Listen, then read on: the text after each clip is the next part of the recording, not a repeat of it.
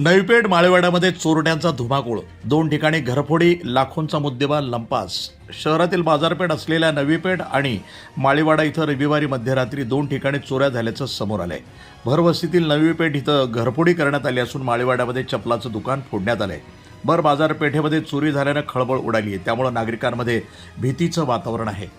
कोतवाली पोलिसांनी घटनास्थळी भेट देऊन पाहणी केली। याबाबत दुपारपर्यंत गुन्ह्याची नोंद करण्यात आलेली नव्हती, त्यामुळे चोरट्यांनी किती रुपयांचा ऐवज चोरून नेला याची माहिती मिळू शकली नाही। शहरामध्ये गेल्या काही दिवसापासून चोऱ्याचं प्रमाण वाढलंय। मागील काही दिवसापूर्वी चितळे रोड परिसरातील एकाच वेळी 5 दुकानं फोडण्यात आली होती। त्यानंतर काल रात्री नवीपेठ आणि माळेवाड्यात चोरी झाली आहे। सदरचं घर आणि दुकान बंद असल्यानं चोरट्यांनी डाव साधून चोरी केली आहे। दरम्यान गत काही दिवसापासून शहरामध्ये चोरट्यांनी धुमाकूळ घातल्याचं समोर येतंय।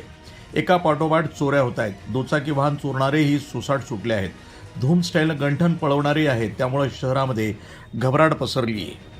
स्वस्तिक बस स्थानक इथं सोन्याचे दागिने चोरणाऱ्या 4 महिलांना ताब्यात घेण्यात आलं असून त्यांच्याकडनं 2 ते 3 तोळे सोने हस्तगत करण्यात आलेत। बस स्थानकावर महिलांच्या गळ्यातील सोने चोऱ्यांचं प्रमाण वाढत चाललंय। त्या पार्श्वभूमीवर सोने चोरी केल्याच्या संशयावरून प्रवाशांनी 4 महिलांना ताब्यात घेतलं। त्यानंतर कोतवाली पोलिसांना कळवण्यात आलं। कोतवाली पोलिसांनी केडगाव पोलीस चौकी इथं जाऊन तपासणी केली असता संशयित महिलांकडे सोन्याचे दागिने आढळून आले आहेत। वृत्तसंपादन विभाग, न्यूज टुडे 24, अहिल्यानगर।